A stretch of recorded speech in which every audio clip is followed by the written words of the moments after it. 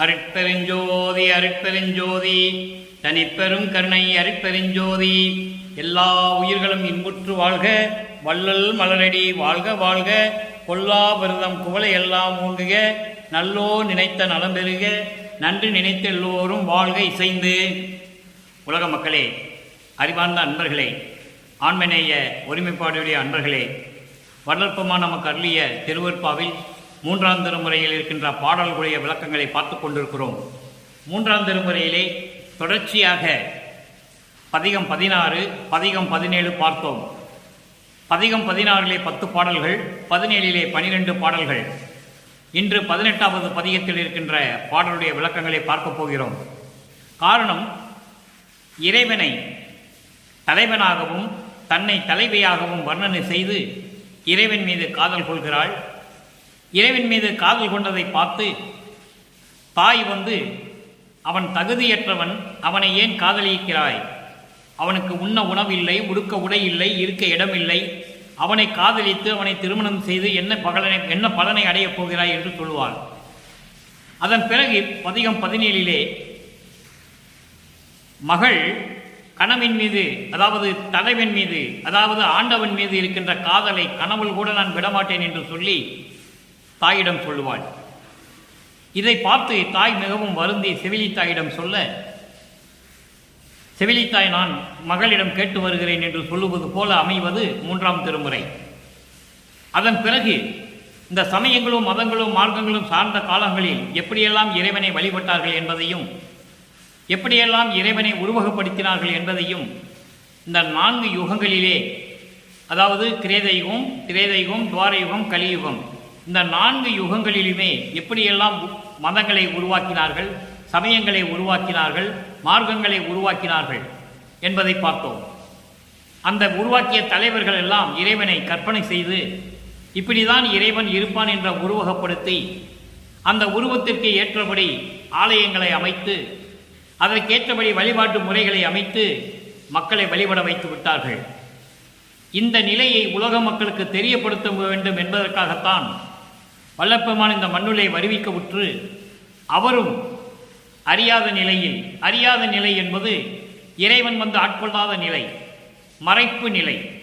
அந்த நிலையில் நமது இறைவன் வல்லற்பெருமானவர்களும் இறைவனை உருவகப்படுத்தி பாடியிருக்கிறார்கள். இது உண்மை, இதை யாராலும் மறுக்க முடியாது.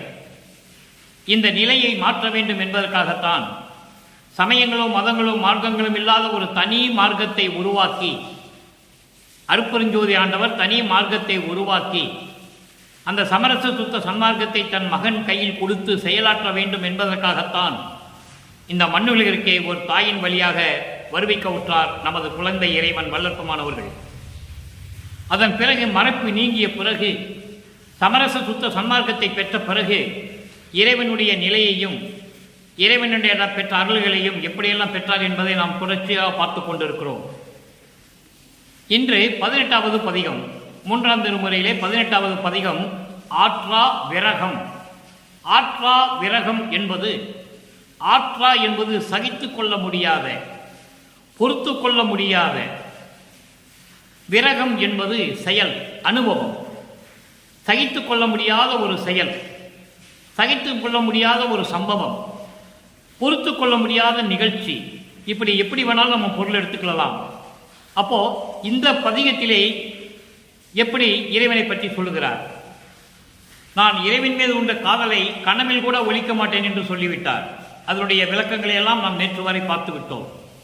இந்த பதிகத்திலே இறைவனை காதலித்து நான் அவனை போய் என்னை கலந்து கொள்ளுங்கள் தலைவி அணைத்து கொண்டு கொஞ்சி மகிழுங்கள் என்று சொல்லும் பொழுது, நீ யார் என்றே எனக்கு தெரியவில்லை, நீ யார் என்று கேட்டுவிட்டால் நான் என்ன செய்வேன்?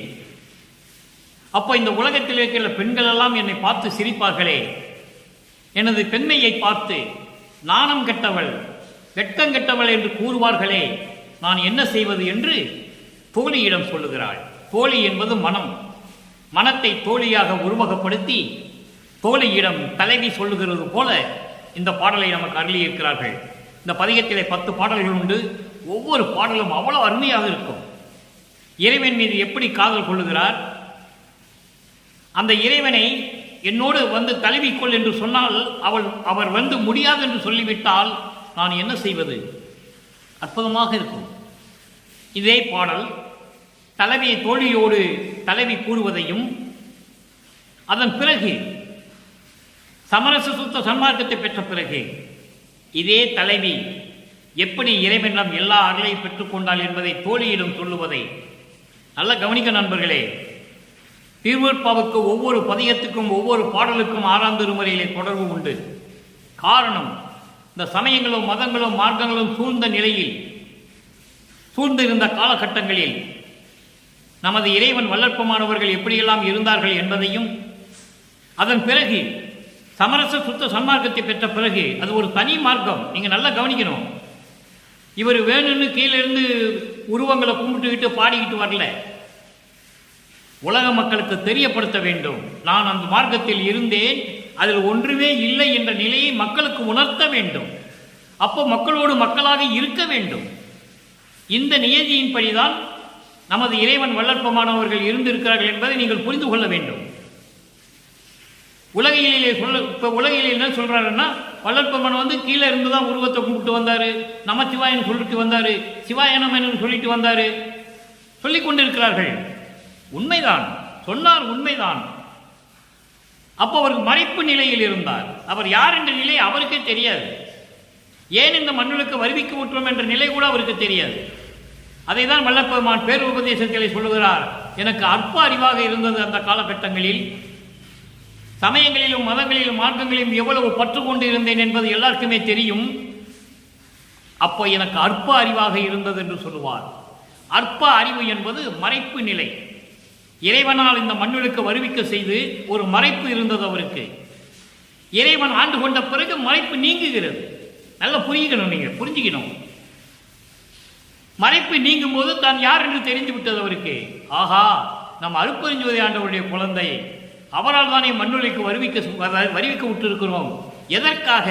சமரச சுத்த சன்மார்க்க சங்கத்தை மக்களிடம் சொல்லுவதற்காக, ஜீவகான்ய ஒழுக்கத்தை மக்களிடம் தெரிவிப்பதற்காக, இந்திரிய ஒழுக்கம், கர்ண ஒழுக்கம், ஜீவ ஒழுக்கம், ஆன்ம ஒழுக்கங்களை மக்களுக்கு சொல்ல வேண்டும் என்பதற்காக, இறைவன் ஒருவனே, அவன் அருட்பெருஞ்சோதி ஆண்டவர், ஆதியும் அந்தமில்லா தோன்றிய இறைவன் என்று சொல்ல வேண்டும் என்பதற்காக, இப்படியெல்லாம் நெறிகளை கொண்ட சமரச சுத்த சன்மார்க்க சத்திய நெறி கொண்ட சங்கத்தை உருவாக்கி தன் மகனிடம் கொடுக்கிறார் அருட்பெருஞ்சோதி ஆண்டவர் என்பதை இங்கே நான் பதிவு செய்ய கடமைப்பட்டிருக்கிறேன். அப்போ அந்த நிலையில் இருந்து கொண்டு எப்படி 6ஆம் திருமுறைக்கு வரும்போது இந்த 3ஆம் திருமுறைய பாடலுக்கு பதில் கிடைக்கிறது என்பதை நாம் பார்க்க போகிறோம். அந்த வகையிலே இன்று பார்க்க வேண்டிய பாடல் பதிகம் 18, ஆற்றா விரகம். 1வது பாடல் நல்லா கவனிங்க. ஓணம் உடையான் தொழுது ஏத்தும், ஓணம் உடையான் தொழுது ஏத்தும் ஒற்றி நகர்வால் உத்தமர். இறைவனை எங்க இருக்கிறார் சொல்றாரு? ஒற்றியூர்ல, திருவொற்றியூர்ல. அப்படிப்பட்ட இறைவனை யார் வணங்குறா? ஓணம் உடையான். ஓணம் உடையான் என்பது திரிவோண நட்சத்திரத்திலே பிறந்த திருமால். திரிவோண நட்சத்திர அந்த இதிலே பிறந்த திருமால் என்று சொல்கிறார். அதான் ஓணம் உடையான். கேரளாவிலே ஓணம் பண்டிகை கொண்டாடுவார்கள். திருமால் பிறந்த நேரம், திருமால் பிறந்த நட்சத்திரம் ஓணம், திருவோண நட்சத்திரம். அதை வல்லற்பெருமான் இங்கே தெரியப்படுத்துகிறார் உலக மக்களுக்காக. திருவோண நட்சத்திரத்தை பிறந்த திருமால் வணங்கக்கூடிய இறைவன் திருவொற்றியூரிலே இருக்கிறார். நல்லா கவனிச்சுக்கிட்டே வரணும் நீங்க பாடல. அப்பதான் உங்களுக்கு புரியும் சமயம், மதங்கள், மார்க்கங்கள் எப்படி இருந்தது. சமரச சுத்த சன்மார்க்கத்தை பெற்ற பிறகு அந்த நிலை என்ன என்பதை உங்களுக்கு புரியும். திரிவோணம் உடையான் தொழுது ஏத்தும் ஒற்றிவாள் உத்தமற்பால் மான வலிய, நல்ல கவனிக்கணும், மான வலிய சென்று என்னை மருவி அணைவீர் என்றே நான் நாணம் இடுத்து, அற்புதமா சொல்லுவார், நாணம் விடுத்து நவின்றாலும் நாமார் நீ யார் என்பாரேல், நாமார் நீ யார் என்பாரேல் ஏன வெளியாய் என் செய்வேன் என்னை மடவாரிகளாரோ. இது பாடல். திரிவோண நட்சத்திரத்தை பிறந்த திருமான் வழங்கக்கூடிய இறைவன் திருவொற்றியூரிலே இருக்கின்றார். அப்படிப்பட்ட உத்தமனிடம் நான் சென்று மானம் வலிய மரியாதையோடு மதிப்போடு நான் வலிய சென்று விரும்பி என்னை கட்டி தழுவி அணைத்துக் கொள்ளுங்கள் என்று சொன்னால், நல்லா கவனிக்கணும், என்னை கட்டி தழுவி அணைத்துக் கொள்ளுங்கள் என்று நான் நாணம் விடுத்து வெட்கத்தை விட்டு நான் சொன்னால், நவீன்றாலும் நான் சொன்னாலும் அவர் என்னை பார்த்து நீ யார் என்று கேட்டுவிட்டால், எவ்வளவு அற்புதம் பாருங்க. ஏன்னா இவர் மறைப்பு நிலையில் இருந்து கொண்டிருக்கிறார். மனம் அலைபாய்கிறது. ஏன் இந்த மண்ணுக்கு வருவிக்க விட்டோம் என்று அவருக்கு தெரியவில்லை. இறைவனை காதலிக்கிறார், பாடுகிறார், உருவப்படுத்தி திருவொற்றியூரில் இருக்கின்ற இறைவன் என்று சொல்லுகிறார், திருமால் வணங்கக்கூடிய இறைவனை என்று சொல்லுகிறார். அவரிடம் போய் நான் மதிப்போடும் மரியோதோடும் வலிய சென்று வலுக்கட்டாயமாக சென்று என்னை கட்டி தெளிவி அணைத்துக் கொள்ளுங்கள் என்று நான் சொல்லும் பொழுது, வெக்கத்தை விட்டு சொல்லும் பொழுது, ஆமா நீ யார் என்று கேட்டுவிட்டால், நீ யார் என்று கேட்டுவிட்டால் நான் என்ன செய்வேன்? ஏன விழியாய், ஏன விழியாய் என்பது அழகான கண்களுடைய என் தோழியே, நான் என்ன செய்வேன்? என்னை மடவார் இகழாரோ, என்னை பெண்கள் எல்லாம் பார்த்து சிரிப்பார்களே, வெக்கங்கெட்டவள், மானங்கெட்டு போய் விரும்பி சென்று என்னை கட்டி தழுவி அணைத்துக் கொள்ளுங்கள் என்று சொல்லுகிறாள். அவர் என்னை ஏற்காவிட்டால் பெண்கள் எல்லாம் என்னை பார்த்து இகழ்ந்து பேச மாட்டார்களா என்று சொல்லுவது போல இந்த பாடலை நமக்கு அருளியிருக்கிறார்கள். பாடலின் மைய கருத்து, இறைவன் எப்படிப்பட்டவன்? திருமால் வணங்கக்கூடிய இறைவன், திருவொற்றியூரிலே வாழ்கின்ற உத்தமர். அவரிடம் நான் மரியாதையோடும் மதிப்போடும் சென்று என்னை கட்டி அணைத்துக் கொள்ளுங்கள், எனக்கு அருள் செய்யுங்கள் என்று பொருள். பெண்ணாக சொல்லும்போது கட்டி அணைத்துக் கொள்ளுங்கள் என்று சொல்லுகிறார்.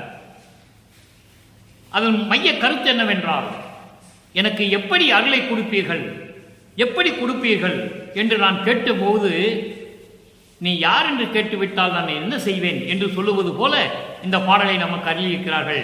தன்னை தலைவியாகவும் இறைவனை தலைவனாகவும் உருவகப்படுத்தி, மனதை தோழியாக உருவகப்படுத்தி இந்த பாடலை அருளியிருக்கிறார்கள். இதான் இந்த பாடலுடைய பொருள். இந்த பொருளை அதாவது தொடர்ச்சியாக சொல்லுகிறேன், வரிசைப்படுத்தி. திரிவோணத்தில், திரிவோண நட்சத்திரத்தில் பிறந்த திருமால் போற்றி வணங்கும் இறைவன் திருவொற்றியூரில் இருக்கிறார். அந்த உத்தமரிடம் நான் சென்று மரியாதையோடு மதிப்போடையும் வழிகட்டாயமாக விரும்பி சென்று என்னை கட்டி தழுவி அணைத்துக் கொள்ளுங்கள் என்று நான் சொன்னால் வெக்கத்தை விட்டு, ஒரு பெண் என்ற வெக்கத்தை கூட, நாணத்தை விட்டு நான் சொல்லும் பொழுது என்னை பார்த்து, ஆமா நீ யார் என்று கேட்டுவிட்டால் நான் என்ன செய்வேன்? அழகான கண்களுடைய என் தோழியே, அழகான பெண்ணே, என் தோழியே, என் மனமே, மனதைதான் தோழியாக சொல்கிறார். நான் என்ன செய்வேன்? பெண்களெல்லாம் பார்த்து என்னை சிரிக்க மாட்டார்களா என்று சொல்லி இந்த பாடலை நமக்கு அருளியிருக்கிறார்கள் நமது இறைவன் வல்லப்பெருமானவர்கள். இதே நிலை சமயங்களும் மதங்களும் மார்க்கங்களும் சாராத நிலையில், ஏனென்றால் இந்த சமயங்களும் மதங்களும் மார்க்கங்களும் 4 யுகத்தில் இருந்து கொண்டிருந்தன, இன்னும் விட்டு நீங்கவில்லை. மக்களுடைய அறியாமை இன்னும் சூழ்ந்து கொண்டிருக்கிறது. அப்படி சமயங்களும் மதங்களும் மார்க்கங்களும் நீங்கிய நிலையில் தனி ஒரு மார்க்கம், எதையும் சாராத மார்க்கம், வழிபாடுகளிலும் சரி, விதிமுறைகளிலும் சரி, நெறிகளிலும் சரி, தனி நெறியை கொண்டது, அருள் நெறியை கொண்டது. மற்றெல்லாம் புன்னெறி என்று சொல்லுவார் வளர்ப்புமானவர்கள். துர்மார்க்கம், துர்மார்க்கம் என்று சொல்லுவார் எல்லா மார்க்கங்களையும். அப்போ அப்படிப்பட்ட ஒரு தனி மார்க்கத்தை தன் தந்தையிடம் பெற்ற பிறகு இதே தலைவி எப்படி தோழியிடம் சொல்லுகிறாள் என்பதை நீங்கள் பார்க்க போகிறீர்கள். அதை தான் பார்க்க போகிறோம். 6ஆம் திருமுறை பதிகம் 78 தலைவி வருந்துதல். அங்கே ஆற்றா விரகம் என்ற தலைப்பிலே தலைவியோடு தோழியோடு தலைவி சொல்லுகிறாள், தலைவி தோழியிடம் சொல்லுகிறாள். இங்கே தலைவி வருந்துகிறாள் தோழியிடம். வித்தியாசத்தை நீங்க பார்க்கணும். அப்போதான் சமரச சுத்த சன்மார்க்கம் புரியும். அப்போதான் சமயங்களும் மதங்களும் மார்க்கங்களும் பொய் என்று உங்களுக்கு தெரியும். 1வது பாடல் அங்கே இன்று நாம் பார்த்த 1வது பாடலுக்கு இந்த பதிகத்திலே 1வது பாடல் விளக்கம். பருவமிலா குறையாலோ பகுதி வகையாலோ பழக்கம் இல்லாமையாலோ படிற்று வினையாலோ இருவகை மாயையினாலோ ஆணவத்தினாலோ என்னாலோ பிறராலோ எதனாலோ அறியே. எவ்வளவு அற்புதமா சொல்றார் பாருங்க. அதோடு மட்டுமல்ல, சருவல் ஒளிந்து என் மனமாம் பாங்கி, என் மனமாம் பாங்கி, பாங்கி என்பது தோழி, எனது மனமான தோழி. எப்படி சொல்றார் பாருங்க தோழிய, மனமாம் பாங்கி பகையானால், என்னுடைய தோழி என் மனம் பகையானால், தனித்த பறை என்னும் வளர்த்த தாயும் முகம் பாராள், நிறுவமட பெண்கள் எல்லாம் வலது குளிக்கின்றனர், நிபுணர் எங்கள் நடராயர் நினைவை அறிந்திலேனே. அங்கே என்ன சொல்லுகிறார்? 3ஆம் திருமுறையிலே தோழியிடம் என்ன சொல்லுகிறார்? அதாவது தலைவி தோழியிடம் என்ன சொல்லுகிறாள்? அப்படிதான் நாம் பார்க்க வேண்டும். சொல்லும் பொழுது நாம் போய் வெக்கத்தை விட்டு திருமால் வணங்கக்கூடிய இறைவனே, திருவெற்றியூரில் இருக்கின்ற இறைவனே, உத்தமனே என்று நான் மரியாதையோடும் பெருமையோடும் அவரிடம் போய் சென்று என்னை கட்டி அணைத்துக் கொள்ளுங்கள், கட்டி தலைவி அணைத்துக் கொள்ளுங்கள் என்று நான் சொல்லும்போது, வெக்கத்தை விட்டு சொல்லும் பொழுது, நீ யார் என்று என்னை கேட்டுவிட்டால் பெண்களெல்லாம் என்னை பார்த்து சிரிப்பார்களே, என் தோழியே, அழகான என் தோழியே என்று சொல்லுவார். இங்க பாருங்க, தலைவி தோழியிடம் எப்படி சொல்லுகிறார், அந்த வேறுபாடு உங்களுக்கு புரியும். பருவமில்லா குறையாலோ, எனக்கு ஒருவேளை வயது இல்லையோ, பருவமில்லா குறையாலோ, எனக்கு ஒருவேளை வயது இல்லையோ, பகுதி வகையாலோ, வேற எந்த காரணமோ, பழக்கம் இல்லாமல் அனுபவம் இல்லாமையாலோ, படிற்று வினையாலோ, படிற்று என்பது வஞ்சகத்தினாலோ, வஞ்சகங்களின் வினையாலோ, சஞ்சீதம், பிராரத்தம், அகாமியம், இப்படி 3 வகையான வஞ்சகங்கள் இருக்கின்றன. அந்த ஊழ்வினைகளினாலோ, இருவகை மாயையினாலோ, கண்மம் மாயை, ஆணவத்தினாலோ, என்னாலோ பிறராலோ, என்னாலேயோ பிறராலேயோ எதனாலேயோ அறிய முடியவில்லை, இறைவனுடைய குணத்தை அறிய முடியவில்லை என்று சொல்கிறார். எனக்கு வயது இல்லை என்ற காரணத்தினாலேயோ, இல்லை வேற பகுதி வகையினாலேயோ, பழக்கம் இல்லையினாலேயோ, அனுபவம் இல்லாமையினாலேயோ, வஞ்சக வினைகளினாலேயோ, கண்மம் மாயை ஆணவம் போன்ற வினைகளினாலே, மலங்களினாலேயோ, என்னாலேயோ பிறராலேயோ எதனாலேயோ தெரியவில்லையே. எவ்வளவு அற்புதம் பாருங்க. அப்போ இங்க மதங்களும் சமயங்களும் மார்க்கங்களும் இல்லை. அடுத்து சொல்றார் பாருங்க, சருவல் ஒளிந்து என் மனமாம் பாங்கி பகையானார். சர்வம் ஒளிந்து, சருவல் ஒளிந்து என்பது நெருக்கமாக இருந்த எனது மனமாகிய தோழி எனக்கு பகையானார். நெருக்கமாக, என்னோடு நெருக்கமாக நெருங்கிய தோழியாக இருந்த எனது மனம் என்ற தோழியை எனக்கு பகையானால் நான் சொல்லுவதை கேட்க மாட்டேன் என்கிறாள். மனம் ஒரு நிலையில் இல்லை என்பதை சொல்லுகிறார். நீங்கள் அதை புரிந்து கொள்ள வேண்டும். மனம் என்னும் பாங்கி பகையானால் என்று சொன்னால், மனம் நான் சொல்லுவதை கேட்கவில்லை, என் மனம் ஒரு நிலையில் இல்லை என்பதை இங்கே விளக்குகிறார். நல்லா நீங்க புரிஞ்சுக்கணும்.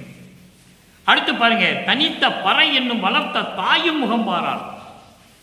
தனித்த பறை எப்படி சொல்றாரு பாருங்க, தனித்த பறை அருள் சக்தி, அருள் சக்தி என்ற எனது வளர்ப்பு தாய் கூட என் முகத்தை பார்க்க மாட்டேன் சொல்லுகிறார்.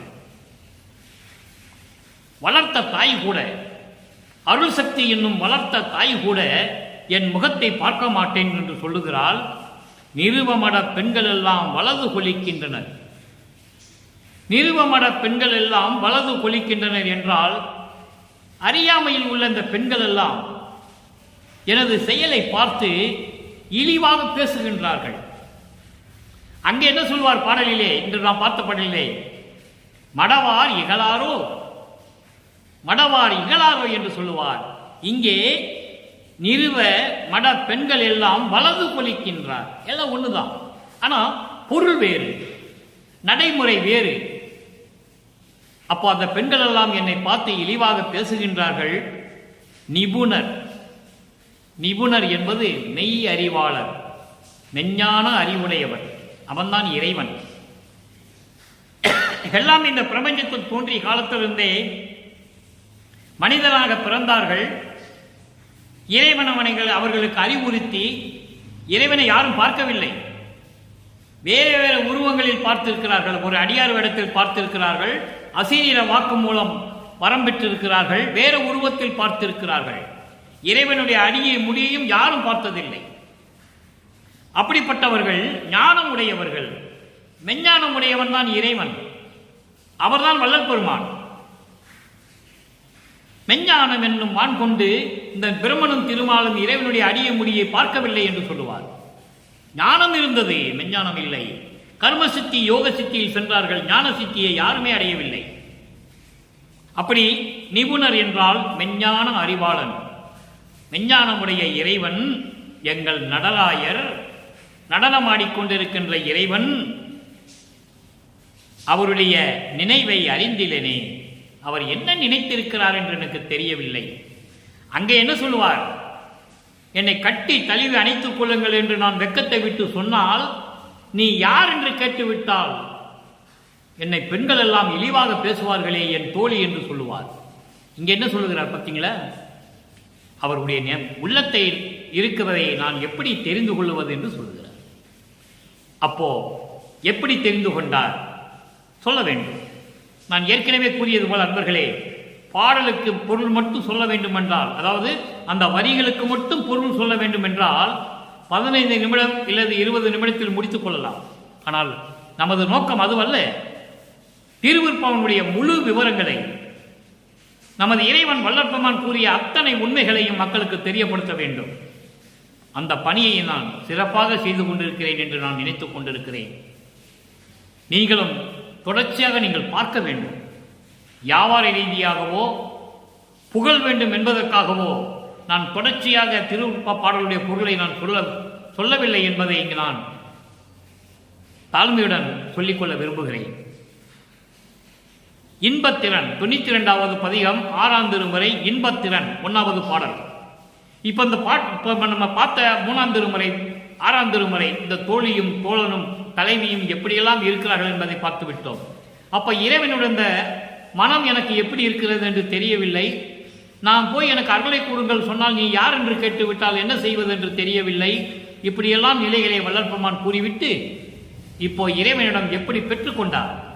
அப்போ இறைவன் தன்னை ஆட்கொண்டு விட்டார், சமரச சுத்த சன்மார்க்கத்தை கொடுத்து விட்டார். அந்த நிலைக்கு வரும்போது வள்ளல் பெருமான் கூறுகிறார் 92வது பதிகம் இன்பத்திறன் 1வது பாடல். உலகு புகழ் திருவமுதம் திருச்சிற்றம்பலத்தே உடையவர் இன்று உதவினார். அங்க என்ன செய்வாரோ என்று தெரியவில்லை என்று சொல்லுவார். இங்க எப்படி சொல்றாரு நீங்க பார்க்கணும். திருச்சிற்றம்பலத்தே உடையவர் இன்று உதவினர், நான் உண்டு உரை தீர்ந்தேன், இலகு சிவபோக வடிவாகி மகிழ்கின்றேன், இளப்பறியே தவிப்பு அறியே இடர் செய் பசி அறியே, விலகலில்லா திருவனையீர் நீவிரெல்லாம் பொசித்தே விரைந்து வம்பின் அம்பலத்தே விளங்குகின்ற திருக்கூத்தின் அழகலறியா திறம்பாடி ஆடுதும் நாம் இதுவே அருள் அடையும் நெறி என வேதாகமம் ஆர்ப்பனவே. இது பாடல். இதனுடைய பொருள் பாருங்க அன்பர்களே, தயவு செய்து சொல்லுகிறேன், கவனமாக கேளுங்கள். எப்படிப்பட்ட இறைநிலையில் இருந்தவர் வள்ளல் பெருமான் என்பதை நீங்கள் புரிந்து கொள்ள வேண்டும். மனம் பூரிப்பாக இருக்கும். இந்த பிறவி பயன் கிடைக்க வேண்டும் அல்லவா? கேளுங்கள். உலகு புகழ் திருவமுதம் திருச்சிற்றம்பலத்தே உடையவர் இன்று உதவினார். அங்கே என்னை எப்படி அணைத்துக் கொள்வார் என்று தெரியவில்லை, அவருடைய மனம் எனக்கு எப்படி இருக்கு என்று தெரியவில்லை என்று சொன்ன பிறகு இறைவன் வந்து ஆட்கொண்ட பிறகு சொல்லுகிறார், உலக புகழ் பெற்ற உலகம் புகழ்பெற்ற திரு அமுதம் அருள் அமுதம் திருச்சிற்றம்பலத்திலே உடையவர், சத்திய ஞான சபையை கொண்டவர், சத்திய ஞான சபையை கொண்ட இறைவன் எனக்கு அருள் அமுதம் இன்று கொடுத்தார், இன்று உதவினார். அருள் அமுதம் இன்று கொடுத்தார், அதை நான் உண்டு குறை தீர்ந்தேன், எல்லா குறைகளையும் தீர்த்து விட்டேன். குறைகள் என்பது பிறப்பு இறப்பு, பிறப்பு இறப்பை தவிர்த்து மரணமில்லா பெருவாழ்வை பெற்றுக்கொண்டேன். இன்பத் துன்பங்களை, அதாவது துன்பங்களையும் துயரங்களையும் இடர்களையும் அச்சங்களையும் பயங்களையும் நீக்கிவிட்டேன். மாயைகளையும் மயக்கங்களையும் நீக்கிவிட்டேன். எப்படி சொல்றார் பாருங்க, அதான் குறை தீர்ந்தேன், எல்லா குறைகளும் தீர்ந்தேன் என்றால் எல்லா அருளையும் நான் பெற்றுக்கொண்டேன். இலகும் சிவபோக வடிவாகி மகிழ்கின்றேன். ஞான தேகம் என்று சொல்லப்படுகின்ற அந்த ஞான தேகத்தை பெற்று, சிவபோக வடிவம் என்பது ஞான தேகம், அதுதான் இறுதியான தேகம், இறுதியான நிலை, சிவபோக நிலை. பெரிய சிவ அனுபவத்தால் சுத்த சன்மார்க்கம் பெற்றேன், இரவாமை உற்றேன் கான் தோழி என்று சொல்லுவார். அற்புதமாக இருக்கும். அதுதான் சிவ அனுபவம். சிவ அனுபவ போகம் என்பது 16வது நிலை. 16வது நிலை என்பது ஞானத்தில் ஞானம். எவ்வளவு அற்புதமா சொல்றார் பாருங்க. சிவபோக வடிவாகி மகிழ்கின்றேன், ஞான தேகத்தை பெற்றுக்கொண்டு இறைவனுடைய வடிவில் இறைவனாகவே இருந்து கொண்டு மகிழ்கின்றேன். பிரபஞ்சத்தில் எந்த முனிவனும் எந்த ரிஷியும் கோடான கோடி பேர்கள் தோன்றினார்கள், யாரும் சொன்னதில்லை. இலகு சிவபோக வடிவாகி மகிழ்கின்றேன், இழப்பு அறியேன். எனக்கு இனிமே எந்த தளர்ச்சியும் கிடையாது, தவிப்பு கிடையாது. இடசை பசி அறியேன். துன்பத்தை தரக்கூடிய பசியை நான் அதையும் விட்டுவிட்டேன். எனக்கு இனிமேல் பசி இல்லை. அவருக்கு ஏது பசி, அவருக்கு ஏது தூக்கம், அவர் ஏன் மலஞ்சலம் கழிக்க வேண்டும்? அவன் இறைவன், வல்லப்பெருமான் இறைவனாகவே வருவிக்கோற்றவர், கருவிலிருந்து இறைவனாகவே வருவிக்கோற்றவர். பசி அறியேன் விலகில்லா திருவணியீர் நீவிரெல்லாம் பொசித்து. நல்ல கவனிங்க, அதாவது நீங்காத அருள் வல்லமை படைத்த அந்த இறைவனுடைய அருளை பெற வேண்டுமெனால் நீங்கள் எல்லாம் உண்ட பின் மகிழ்ந்து பசியோடு வரக்கூடாது. அதைதான் சொன்னார், சாலை வழியாக சபைக்கு வரவும் என்று சொன்னார். நல்ல நீங்க ஒவ்வொரு வரியிலும் ஒரு விளக்கம் உண்டு. சாலை வழியாக சபைக்கு வர வேண்டும், தர்மசாலையிலே உண்டுவிட்டு பசியாறிவிட்டு மகிழ்வோடு வர வேண்டும் என்று சொல்லுகிறார். அங்கே அதனால்தான் இங்கே புசித்தே என்று சொல்லுகிறார். இவளெல்லாம் விளக்கம் இறைவனுடைய தயவும் அருளும் இல்லை என்றால் சொல்லவே முடியாது, சத்தியமாக சொல்ல முடியாது, யாராலையும் சொல்ல முடியாது. விலகல் இல்லா திருவனையீர் நீவிரெல்லாம் புசித்து, அதாவது தர்மசாலைக்கு வந்து உணவு உண்டு பசியாறி விட்டு மகிழ்வோடு விரைந்து வம்பின், மகிழ்வோடு உடனே வாருங்கள். எங்க? அம்பலத்தே விளங்கும் திருக்கூத்தின் சத்திய ஞான சபையிலே அருள் நடனம் புரிந்து கொண்டிருக்கின்ற இறைவனை பார்க்கும்படியாக அழகறியா திறம்பாடி. அளவில்லாத, அழகறியாத என்பது எல்லை இல்லாத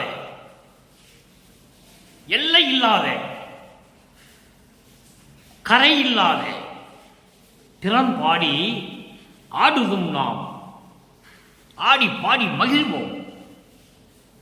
எப்படி சொல்றார் பாருங்க. இப்படியெல்லாம் நீங்கள் இருந்து சத்திய ஞான சபைக்கு வாருங்கள், விரைந்து வம்பின் என்று சொல்லுகிறார். விரைந்து வாருங்கள் உலக மக்களே, சாலை வழியாக வாருங்கள் சத்திய ஞான சபைக்கு. சாலையிலே உண்டுவிட்டு பசியாறிவிட்டு மகிழ்வோடு சத்திய ஞான சபைக்கு வாருங்கள். அங்கே அம்பலத்திலே சத்திய ஞான சபையிலே திருக்கூத்தாடும் இறைவனை பார்க்க நாமும் திறம்பாடி எல்லையில்லா ஆர்வத்தோடு மகிழ்வோடு நாம் பார்ப்போம், வாருங்கள் என்று சொல்லி, இதுதான் அருள் நெறி என்று வேதங்களும் ஆகமங்களும் கூறுகின்றன. அங்கேயும் ஒரு வரி வைக்கிறார் பாருங்க. வேதங்களும் ஆகமங்களும், வேதங்கள் என்பது ரிக்வேதம், யசுர்வேதம், சாமவேதம், அதர்வேண வேதம் போன்ற 4 வேதங்களும், ஆகமம் என்பது சிவநெறி நூல்கள். இவை அத்தனையுமே சொல்லுகின்றன இதுதான் அருள் நெறி, மீதியெல்லாம் புன்னெறி, துன்மார்க்க நெறி. தெளிவாக சொல்லுகிறார் வல்லற்பமானவர்கள் என்பதை நீங்கள் புரிந்து கொள்ள வேண்டும். அப்போ உலக மக்கள் எல்லாம் சமரச சுத்த சன்மார்க்க நெறிக்கு வர வேண்டும் என்று சொல்லுகிறார். அங்கு வந்தால்தான் இறைவனுடைய அருளை பெற முடியும் என்று சொல்லுகிறார். சமயங்களும் மதங்களும் மார்க்கங்களும் இல்லாத வழிபாடு அங்குதான் உண்டு. தேங்காய் உடைக்க தேவையில்லை, ஊதுவத்தி கொளுத்த தேவையில்லை, கற்பூதம் குறுத்த தேவையில்லை, திருநூறு பூச வேண்டிய அவசியம் இல்லை, பூ போட வேண்டிய அவசியம் இல்லை, எந்த செலவு செய்ய வேண்டிய அவசியம் இல்லை. இறைவனை பார்ப்பதற்கு ஏன் செலவு செய்ய வேண்டும்? தெளிவாக சொல்லுகிறார் வல்லற்பமானவர்கள் என்பதை நீங்கள் புரிந்து கொள்ள வேண்டும். சரி, இப்போ இறைவனுடைய அருளை பெற்றுவிட்டேன், எல்லாமே நான் வாங்கிவிட்டேன் இறைவனிடம், இதெல்லாம் வேதங்களும் ஆகமங்களும் இதுதான் அருள் நெறி என்று சொல்லுகின்றன என்றெல்லாம் சொல்லிவிட்டார். அடுத்து பாருங்க, பதிகம் 100 பேரடைவு. எப்படி அடைந்தார் பேரடைவு? 1வது பாடல். மனம்புரி கடிகை 2.5 என்னும் ஓர் வரை உள்ளது. நல்லா கவனிக்கணும் நண்பர்களே. மனம்புரி கடிகை 2.5 என்னும் ஓர் வரை உள்ளது. ஆதலால் மகனே, தந்தை மகனிடம் சொல்லுகிறார்.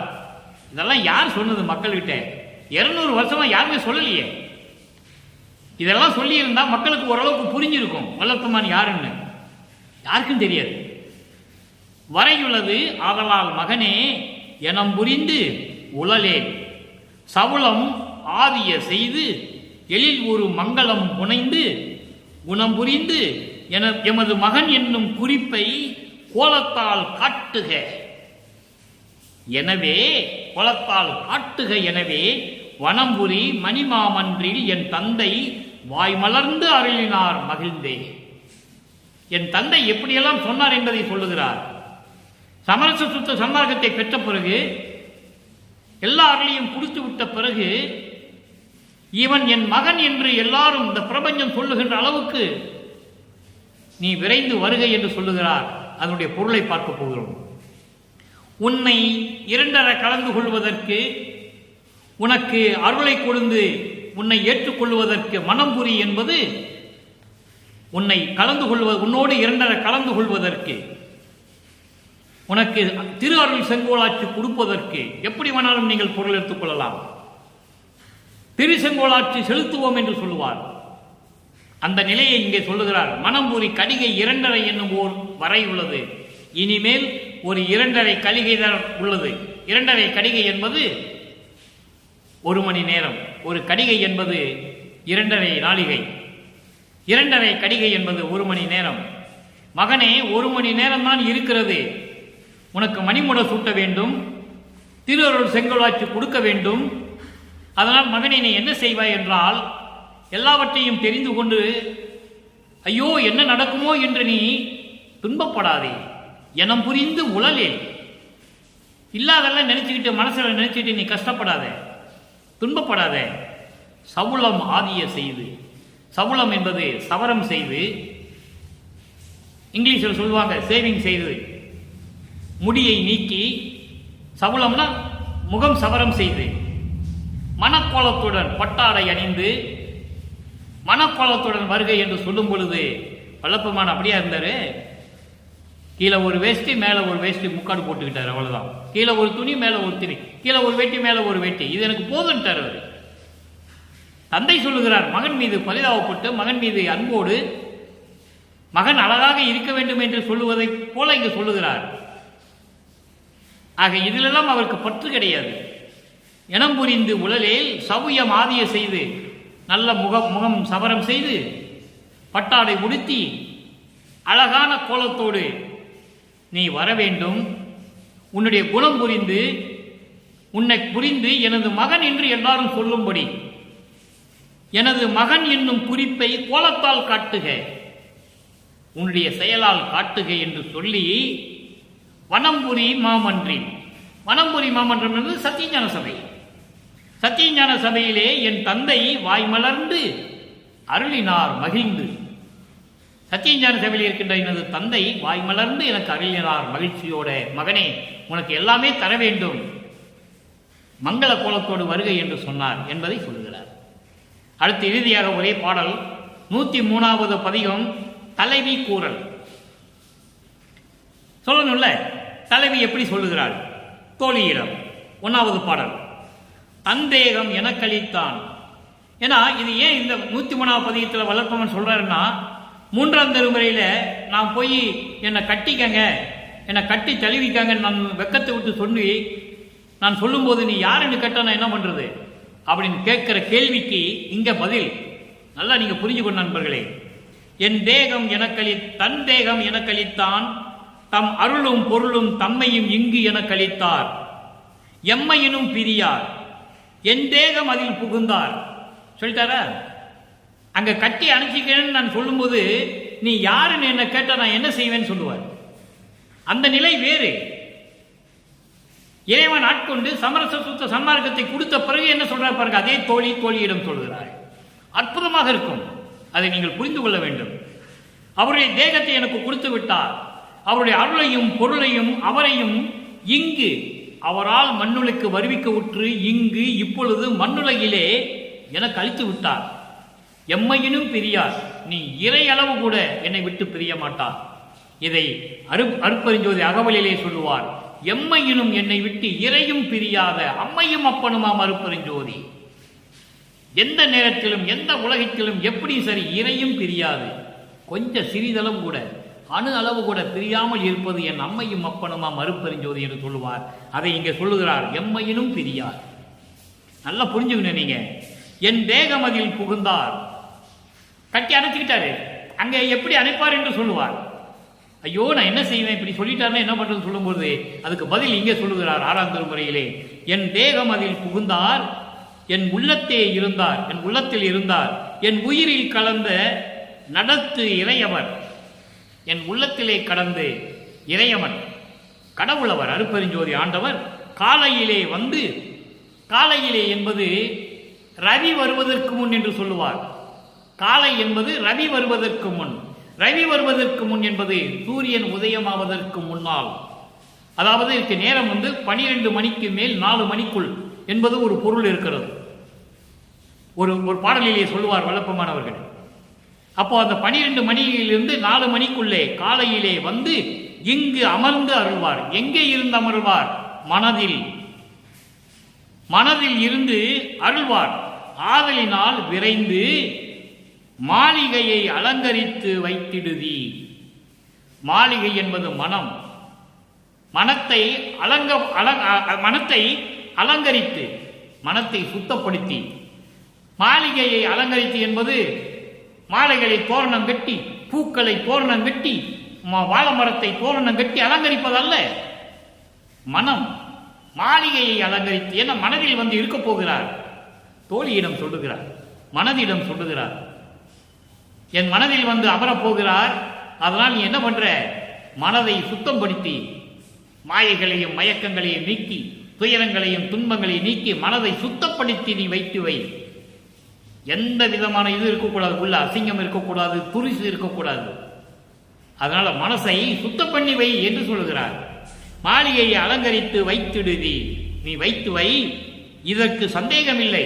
சந்தேகம்லாம் படாத.